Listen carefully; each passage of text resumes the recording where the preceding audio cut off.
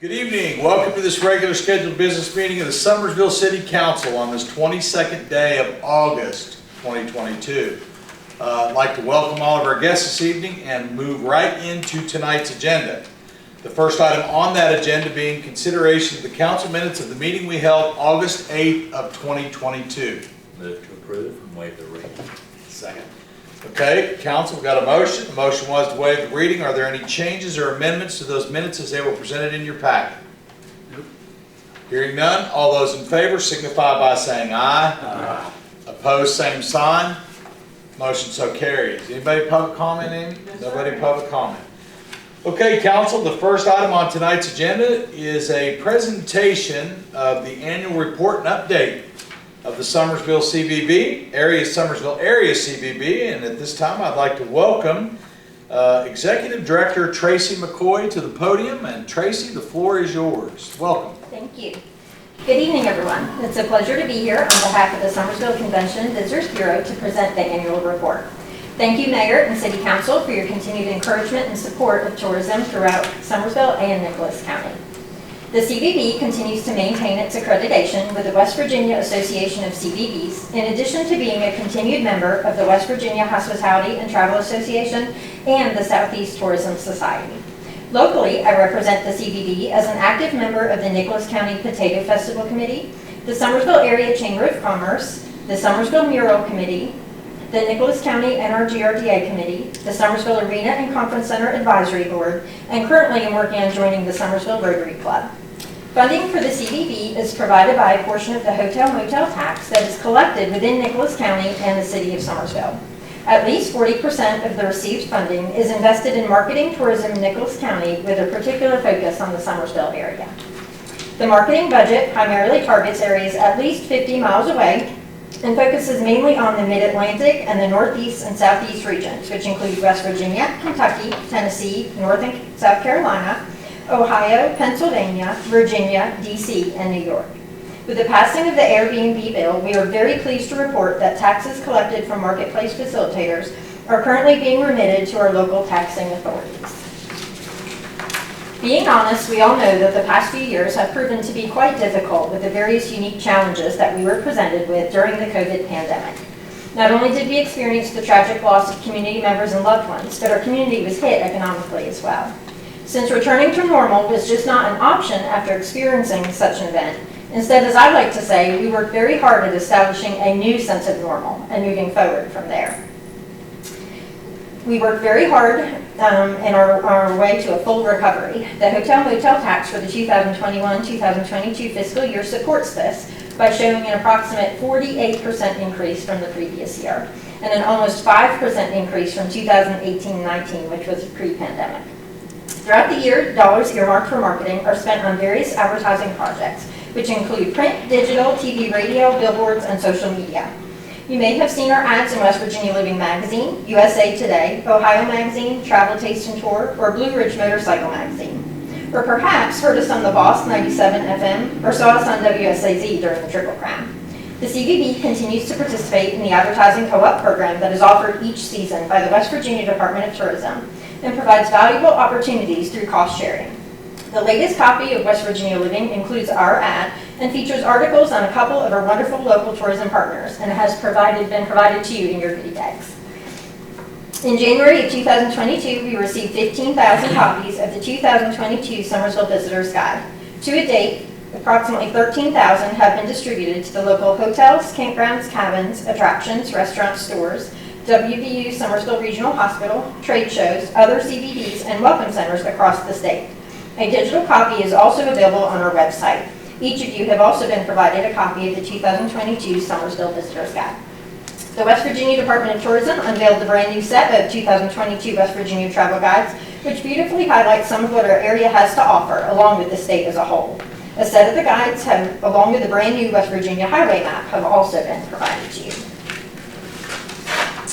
The CVB continues to have an increasingly strong social media presence, posting on Facebook and Instagram regularly. Page guests really enjoy seeing pictures and video clips of the area and greatly appreciate that we regularly share upcoming local events that may enhance their visit with us. For the 21-22 fiscal year, our CVB Facebook reach was over 355,000, which was up 162% from the previous year. And Facebook page visits were up 63% from the previous year. Our Instagram reach was up approximately 173% from the previous year. Our monthly e-newsletter is distributed to over 7,000 recipients and is also shared on our social media pages as well. These newsletters focus on the wide variety of reasons there are to visit our wonderful area and to also provide information regarding upcoming events. Each of you have been provided with a printed copy of the newsletter. The CVB website typically averages approximately 20,000 users annually. We are continually working on keeping it updated and user-friendly. During the first week of May, the CVB hosted a full schedule of events as part of our community recognition of National Travel and Tourism Week. The week started off with a community kickoff that included a proclamation declaration by Mayor Schaefer, live music by Matt Kaiser, and a free hot dog lunch prepared and served by our church. West Virginia Department of Tourism Secretary Chelsea Ruby graciously accepted our invitation to be our keynote speaker at our annual Tourism Awards luncheon. Governor Justice sent his regional representative to deliver a personal greeting from him as well, due to his inability to attend. The week finished out with encouragement from the CVB to our community members to get out and explore all the wonderful things that our area has to offer in hopes of renewing a sense of community pride and supporting our local businesses. Some believe National Travel and Tourism Week is the time to focus on attracting guests, which is what we work tirelessly on doing the other 51 weeks of the year. Instead, this 1 week is dedicated to educating our locals as to why supporting and promoting tourism within our community plays such an integral part in Summersville and Nicholas County's overall success. The CVB continues to work at maintaining a positive community presence by hosting, supporting, promoting, sponsoring, or participating in various local events throughout the county. Some of these events include the Nicholas County Potato Festival, the Mount Nebo St. Patrick's Day Parade, the Scenic Mountain Triathlon, the Mountain Maid Makers Market, the annual Lighthouse Festival, the Wally Squadron RC Fly-In, the annual Grape Stomp Festival, and various others, just to name a few. While increased gas prices and overall inflation this season has encouraged travelers to change their plans, there seems to be no drastic measure being taken by most, such as completely canceling vacation. This works out well for West Virginia, especially our wonderful area, because not only are we so accessible to most by a reasonable road trip, but we also offer lots of economical outdoor recreation opportunities. This concludes my annual report. Please feel free to reach out to me at any time if you have any questions or would like further information. Again, thank you for your time today and your continued support for the Summersville CVB as we work to encourage tourism in Summersville and Nicholas County. Thank you. Thank you. Okay. What have you been up to, Tracy? Busy. You've been very busy, actually. No, I was picking there. That's a great report. Council, do you have any questions? I have a comment. I too want to just echo what the mayor's saying as far as what have you been up to. I'm totally blown away and impressed by how not only you've gotten involved in that position, but you've also branched out into other organizations. I think it's a wonderful idea. Also, it was brought to my attention in talking to a hotelier recently that they're seeing more 2-night stays and 3-night stays than ever before. I mean, that's a credit to our CVB. Your marketing must be working. When they hit that, go from 1 night being basically you're just a spot on the map between where they're going and where they live.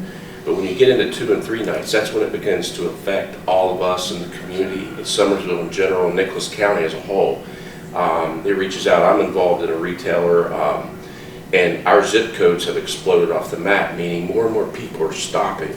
When they're staying at these hotels for more than 1 night, they're shopping in our stores.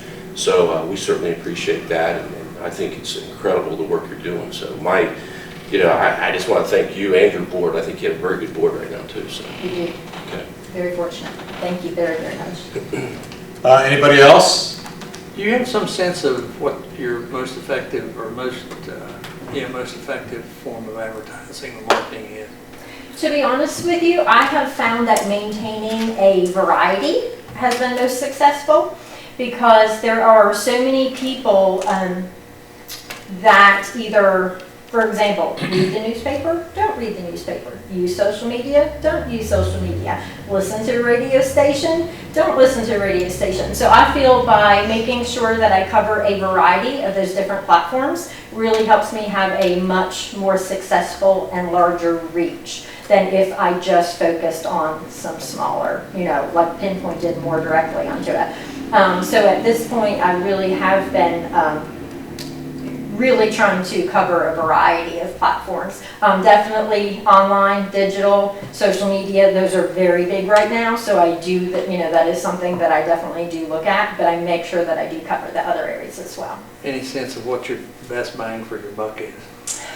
That's tough, just to be honest with you. I ask you tough questions. Yeah, that's really tough, but to be honest with you, I'm gonna have to say, from what I've found, I've had a lot of success across the social media platforms because the advertising that you get and the reach that you get for that, for the price that you pay, I mean, I can hit, I ran a contest during the winter that encouraged people, they signed up for our newsletter, but then also entered them for a chance to win a winter weekend getaway at one of our cabins and then to attend the murder mystery dinner at the arena.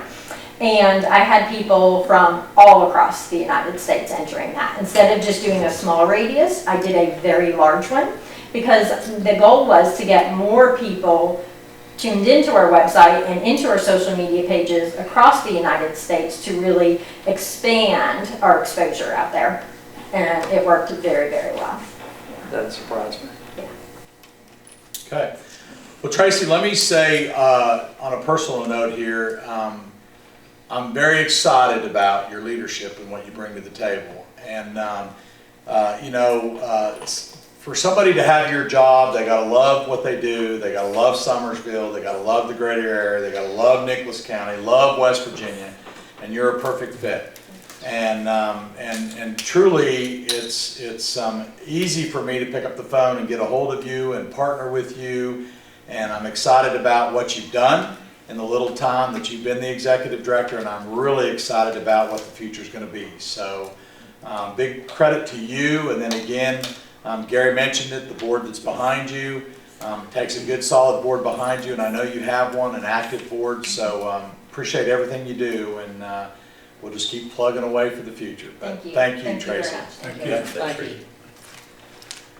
Okay, great update on the CVB. Next item on the agenda is approval of an engagement letter with the City of Summersville, Spillman, Thomas, and Battle. Council, I included that in your packet. And actually what we're doing is we're switching law firms. Jim and I, Jim Price, our partner, and I have vetted for some time, moving around. It took us a while to find the expertise that we need to be able to deal with the various issues, the complex issues that we deal with. And I'm very happy to report that we found a home, and this is our letter of engagement. What I'll do is I'll entertain a motion for approval, and then I'll give you just a little bit more explanation about where we're at with Hydro. Move to approve. Second. We have a first and a second discussion. Let me add counsel, and then I'll open it up for any of you that have any questions. I was on the phone with Lee Feinberg late on Friday, and these prices, these hourly prices, sometimes could be a little overwhelming when you see them printed on paper, what we pay for his hourly rate and then Ms. Riggs. I will tell you that I had a candid conversation with Lee. I'm excited about even some of the guidance that they've given us already, which is reflected in this letter that went out today, the Central Rivers Power, which was actually a letter us advising them that the City of Summersville does not accept their so-called sell offer, referenced in the letter that we received on June 25th of 2022. Spillman, Thomas, and Battle helped with that. I've been super engaged with Lee and also engaged with Susan. I did talk to him about the fact that I don't like the idea of digging a well to pay for an attorney, and so he has assured me that we're going to have a sit-down conversation and we're going to be able to work out a little better arrangement from a rate standpoint going forward. So These are their rates. These are the rates that we could expect to pay, but I really have a great feeling about the relationship that we're going to build with them, that they'll treat us fairly. With that said, I would like to say, I'd like to go ahead and address the letter that went out today. It went out in certified mail, but I did email it to the CEO of Central River Powers and let him know that we were declining the so-called sell offer, but also we wanted to make sure without any reservation that we retain all other rights that we legally have going forward relative to our contractual arrangement with them and West Virginia state statute.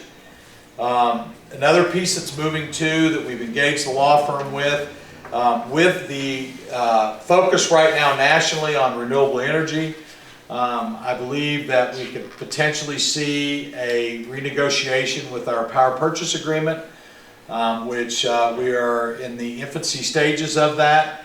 Currently waiting on proposals, but there's a lot of moving pieces, not only with what's going on right now with Central Rivers having the contract up for sale, and this is the contract, it's the operation and maintenance contract of the hydro, which they just purchased a little under 2 years ago. Todd Wynn, the CEO, told me in the conversation recently that they should probably know about around September 15th. They're currently negotiating with 3 different companies, but there's been no decision made as to whether they will actually sell. The other thing that we did discover through our various conversations dealing with the ROFO, I explained to Central Rivers it's a little hard for a municipality to come up with an answer in 60 days because to purchase that contract, remember, it was $40 million. And I said, it's just not something that we take lightly and something that we can come to a conclusion or a decision on in 60 days, which is contractually what we had by the contract. Anyway, they did open the door and tell us that any time that we might be interested, we'll see what happens with this sale. We should know around the 15th of the month, September that is, and then we too might go back to the table and just open the door and say, hey, we would be interested. I can tell you that we've created a lot of dialogue with bankers and whatnot to see what our possibility would be to borrow the money. And because of what energy prices are selling for, especially renewable energy, when we first looked at that contract and thought, wow, this is unreasonable, it's really not. So anyway, there's a lot of moving pieces. The other thing I'd like to say while I'm highlighting hydro is this Thursday there will be a whole bunch of folks in town. Jim and Ann Price will be in town. Central Rivers will be in town, bringing to the table past and present Corps of Engineers. I would like to give a big salute to John Morris, who joined the plant in October of 2005. He's actually retiring from operation of the hydro plant, and Central Rivers has thrown him a retirement party, which I'll be attending on behalf of the city this Thursday. So I want to thank John for his many years of service. He worked for Enel for many years, and then of course he's been with Central River Powers. I do understand that he might have a part-time arrangement even going forward. So, but again, John has been a real reliable, dependable, very great professional operator, and we're sorry to see him retire, but certainly we wish him a happy retirement, and we all look forward to that day when we can say we're officially retired. So thank you, John, for your many years of service to the hydro plant and all the good deed and work you've done on behalf of the city of Summersville. So now with that said, I'll go back to the Spillman, Thomas, and Battle contract. We got a first and a second. Are there any questions or comments? Hearing none, all those in favor signify by saying aye. Aye. Opposed, same sign. Motion so carries. Council, the next thing on the next item on the agenda would be the approval of the Memorandum of Understanding, MOU. And before we put it in the form of a motion, I would like to make a couple of changes to it. And the changes will be on the first page where it talks about our officers will be present at the school from 7 to 3:30 p.m. We're amending that. We'll have one officer present from 7 to 3 and the second officer will be present from 7:30 to 3:30. And basically, what that did with the 7 to 3:30 with both officers is that gave them overtime, both of them every day, that they would have to be compensated for. So the chief has staggered them, and basically what that 7 o'clock deal is bus watch, and the 3:30 deal is a bus watch. So we'll have a pro officer in the middle school and the high school, the hours that the school is going, but the bus watch will be one officer at 7, and then of course one officer will be on premise until 3:30 until the buses depart. The other change is, it says in this agreement that there's a mandatory 40 hours. We've amended that because we can't mandatory 40 hours because our pro officers too get sick, have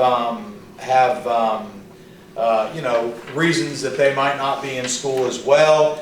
And so we are removing that. It says that they have to do a mandatory 40 hours. They are assigned to the school full time. It is a 40-hour week that they work, but there just wasn't any breathing room in case one was sick or anything like that, so we have removed that. The other part in the back of this, there is a piece in here that says that the officers are required to teach a class weekly, and we have removed that. Our officers are engaged in the school system, work with the teachers, and do all kinds of training and assisting relative to their purposes of being in the school and discipline and leadership. But we remove the mandatory piece that they have to teach a class weekly. So with that said, with those amendments, I would like to entertain a motion for approval of the memorandum of understanding for our arrangement with officers in the Board of Education, middle school and high school. Move to approve.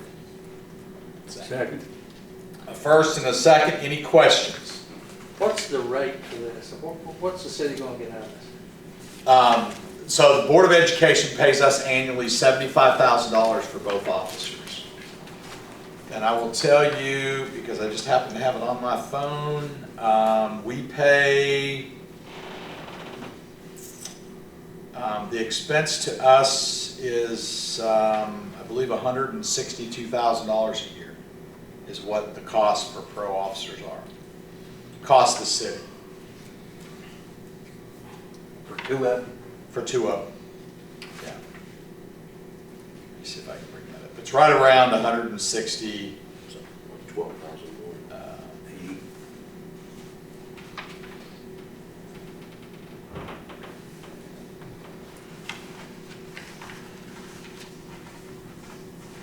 Yeah, it's 162. That's what we've got to. Yep. So did we ask for more money? Actually, we did not. The Board of Education, the way they fund the pro officers, it's actually written into the levy. And so, and then that's just part of our partnership and participation in securing the schools. We have, interesting enough, had some dialogue. Actually, that's kind of what promulgated the memorandum of understanding, because if there are other things that the schools want our officers involved with in the school beyond the school hour, then the Board of Education will pay for those extra hours for the officers. So at the end of the day, our cost in this program is the $162 minus the $75,000. What schools are they? The Middle school and high school. yeah, middle school and the high school. Nobody over here at the grade school? No, but Chief, would you like to speak to that about making rounds to the middle school and New Life Christian Academy?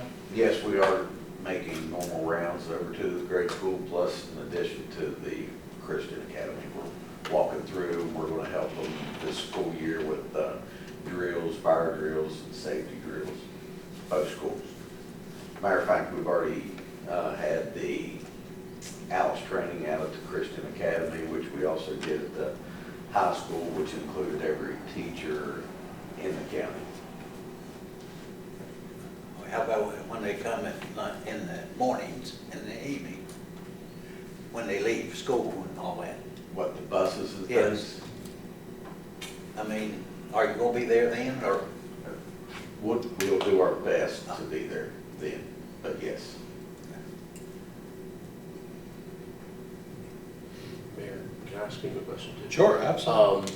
In regard to the extracurricular activities like basketball events, football events, I mean, these things are getting crazier and crazier. How do we handle that now? Will they just, is that part of that additional pay that they'll consider, like they'll hire our department to watch those type of things? Or, okay. Yes, that's the plan. Plus, duty officers will cover a lot of the sporting events. Yeah, okay. Yeah, let's be clear here. I want to back up to what you said, Gene, because I want to make sure that there is a clear understanding.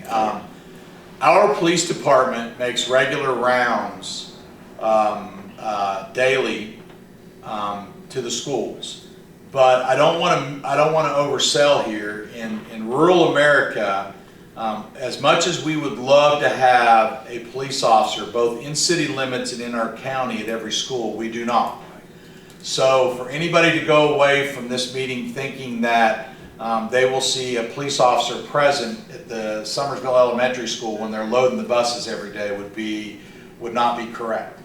Because the officers that carry the duty of the elementary school and the Christian Academy are on-duty officers. Oh, okay. So if there's some other activity going on or their call to duty is somewhere else, they're not able to be at the school. And so, where we have, and again, it's a comment that often comes, especially after what we saw happen nationally towards the end of the school year last year. And, unfortunately that was at an elementary school. Ideally what we would love to have is officers at every single school in the county, but it's just not feasible. So, where they put them is, where from a standpoint, so not only do they bring the security that we wish we had at every school, some say why the middle school and the high school, because they also play a leadership and truancy role in the schools as well, along with the security. Now, we wish we could have the security for every school, but we cannot. It's just not feasible in rural America. I wish that some of this happy money that the federal government spent everywhere doing everything and that we continue to do things overseas, that we would shore up things right here in our own country and use some of that funding to be able to allow us to put an officer in every school, because that would be ideal. But it's just not practical for us or the Board of Education to be able to afford to do that. Okay, any other questions about the MOU with the Board of Education? Okay, hearing none, all those in favor signify by saying aye. Aye. Opposed, same sign. Motion so carries. Recorder's report. Short report. I just want to make an announcement. Next planning and zoning meeting will be September 15th. That's a Thursday night at 6 p.m. here in the council chambers. Okay. That's all. All right, thank you, Gary. Council, the only other thing I have is I just want to remind everybody again, starting today, I'm going to find my note here, Summersville Water Works started our flushing. Runs all this week and the next 2 weeks, so we just caution people to watch for it in your area. And sometimes it can bring discoloration in your water if you're cooking or your laundry. I want you to know that the water is still safe to use, but unfortunately sometimes it can cause some damage to your laundry. So for the next 3 weeks, just notice to all residents and businesses that we are flushing our entire system. The flushing takes place from 8 a.m. to 4 p.m. And that concludes the mayor's report. Council reports? No council reports? Okay. Entertain a motion to adjourn. First and a second. All those in favor signify by saying aye. Aye. Opposed, same sign. Council, thank you. Have a good evening.